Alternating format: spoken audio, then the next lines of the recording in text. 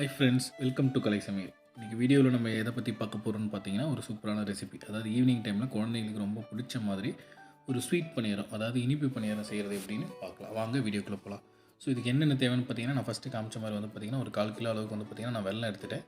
கொஞ்சம் ஏலக்காய், பச்சை வாழைப்பழம் இருந்தால் பச்சை வாழைப்பழம் எடுத்துக்கோங்க, 3 வாழைப்பழம் சரியா. ஸோ பச்சை வாழைப்பழத்தை கட் பண்ணி இந்த மாதிரி மிக்சியில் போட்டுக்கோங்க. ஸோ கூடவே வந்து தோசை மாவு இருந்துச்சுன்னா தோசை மாவு எடுத்துக்கோங்க. தோசை மாவு வந்து பார்த்திங்கன்னா நான் 2 கப் எடுத்துருக்கேன். ஸோ பச்சை பழம் இருந்தால் பெட்டர், செவ்வாழை இருந்தாலும் நீங்கள் எடுத்துக்கலாம். ஸோ அதோடய டேஸ்ட் வந்து மோரலஸ் ஒரே மாதிரி தான் இருக்கும். பச்சை வாழைப்பழத்தை ஒரு 2 வாழைப்பழத்தை எடுத்து இந்த மாதிரி சின்ன சின்ன ஸ்லைஸாக கட் பண்ணி மிக்ஸி ஜாரில் போட்டுக்கிறேன். அவ்வளோதான். இந்த பச்சை வாழைப்பழத்தை மட்டும் கட் பண்ணி போட்டு நல்லா மசிச்சு எடுத்துக்கோங்க. ஸோ ஒரு 2 நிமிஷம் மிக்சியில் போட்டிங்கன்னா இந்த மாதிரி நல்லா மசிஞ்சு வந்துடும். ஸோ இதை வந்து பார்த்திங்கன்னா ஆல்ரெடி நம்ம வச்சுருக்க தோசை மாவு கூட ஆட் பண்ணிக்கலாம். தோசை மாவு கூட இதை ஆட் பண்ணிக்கோங்க. ஸோ அடுத்து வந்து பார்த்திங்கன்னா வெல்லம். ஸோ வெல்லத்தை வந்து பொடியாக நறுக்கி மிக்சியில் போட்டு இந்த மாதிரி கொஞ்சம் நான் அந்த வாழைப்பழம் நம்ம இது பண்ணும்போது அந்த கூழ் பதத்துக்கு வர மாதிரி வந்து வெல்லத்தையும் வந்து நல்லா கூழாக எடுத்துக்கோங்க. ஸோ அப்போ தான் வந்து மாவில் வந்து ஈஸியாக மிக்ஸ் ஆகிக்கும். ஸோ அடுத்து வந்து அதையும் ஆட் பண்ணிக்கலாம். அடுத்து வந்து நம்ம ஏலக்காய் வந்து பொடியாக நமக்கு எந்த மாதிரி வேணும், நீங்கள் மிக்சியில் போட்டு பொடி பண்ணி எடுத்துக்கிட்டாலும் சரி, இடித்து எடுத்துக்கிட்டாலும் சரி. ஸோ அந்த ஏலக்காய் வந்து இதில் பொடியாக தூவிக்கோங்க. ஸோ மொத்தம் இந்த ஸ்வீட் பணியாரம், இந்த இனிப்பு பணியாரத்துக்கு 4 இன்க்ரீடியன்ட். தோசை மாவு, வாழைப்பழம் எடுத்துக்கிறோம், வெல்லம் எடுத்துக்கிறோம், ஏலக்காய். அவ்வளோதான். கொஞ்சம் டேஸ்ட்டுக்காக வேணால் லைட்டாக சால்ட் வேணும் நம்ம ஆட் பண்ணிக்கலாம். லைட் சால்ட் ஃபார் டேஸ்ட்டுக்காக மட்டும்தான் இதை ஆட் பண்ணிக்கிறோம். ஸ்வீட் உங்களுக்கு எந்த அளவுக்கு தேவைப்படுது, அதிகமான ஸ்வீட் தேவைன்னா அதுக்கேற்ற மாதிரி நீங்கள் வெல்லம் ஆட் பண்ணிக்கோங்க. ஸோ நான் வந்து இந்த மாவுக்கு எவ்வளோ வெல்லம் தேவைப்படுதோ அதுக்கேற்ற மாதிரி ஆட் பண்ணிக்கிறேன். ஸோ இது எல்லாத்தையுமே போட்டு தோசை மாவு கூட நல்லா ஒரு 2 நிமிஷம் நல்லா மிக்ஸ் பண்ணி விட்டுக்கோங்க. ஃபுல் அண்ட் ஃபுல் வந்து பார்த்திங்கன்னா நல்லா மிக்ஸ்அப் ஆகணும். ஸோ நல்லா மிக்ஸ் பண்ணிக்கோங்க.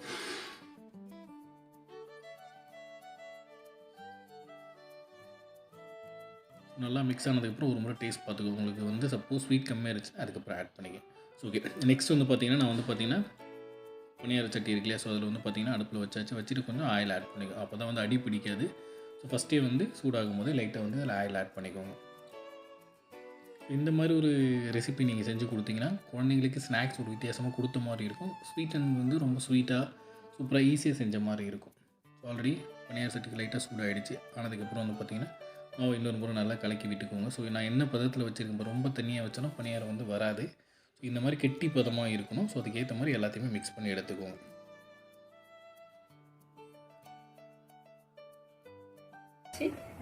பணியார சட்டி சூடாகிடுச்சு.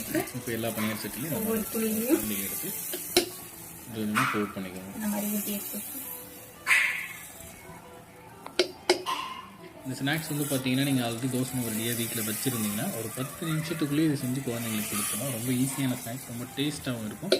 நார்மலாக பணியாரம் பிடிக்காத குழந்தைங்க, சாப்பிடாதவங்க யாராக இருந்தாலுமே வந்து பார்த்திங்கன்னா இந்த மாதிரி ஸ்வீட் பணியாரத்தை இந்த மாதிரி மிக்சப்பில் வாழைப்பழம் இது எல்லாமே கொண்டு செஞ்சிங்கன்னா ரொம்ப டேஸ்ட்டாகவும் வாசனையாகவும் இருக்கும். சாப்பிட்றதுக்கே ரொம்ப சூப்பராக இருக்கும். ஸோ அதனால தான் இந்த ரெசிபி நம்ம உங்களுக்காக ட்ரை பண்ணியிருக்கோம். ஸோ பணியாரம் சட்டி சூடாக இருக்கட்டும். இந்த மாதிரி உங்களுக்கு எந்த சைஸில் வேணுமோ அந்த சைஸ். 2 இயர்ஸ் பேபி இருக்கட்டும், ஒரு 3 இயர்ஸ் பேபிக்கு ஈவினிங் ஸ்நாக்ஸ் மாதிரி வாழைப்பழம் சாப்பிட எல்லா ப்ராசஸுமே வந்து பார்த்தீங்கன்னா பணியாரம் சொல்கிற அந்த ஸ்டைலில் இந்த மாதிரி செஞ்சு கொடுங்க, விரும்பி சாப்பிடுவாங்க. நீங்கள் அதையும் ரெஃபர் பண்ணி பார்க்கலாம்.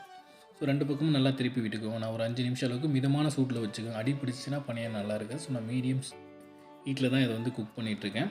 ஸோ இந்த மாதிரி 2 பக்கமும் திருப்பி விட்டுக்கோங்க. ஸோ விட்டிங்கன்னா பணியாரம் நீங்கள் பார்க்கும் போதே தெரியும் சூப்பரான ஸ்வீட்டான புளி பணியாரம் ரெடி. ஸோ அதுலேருந்து வந்து பார்த்திங்கன்னா நம்ம ஒரு பாத்திரத்தில் மாற்றிக்கலாம். இதை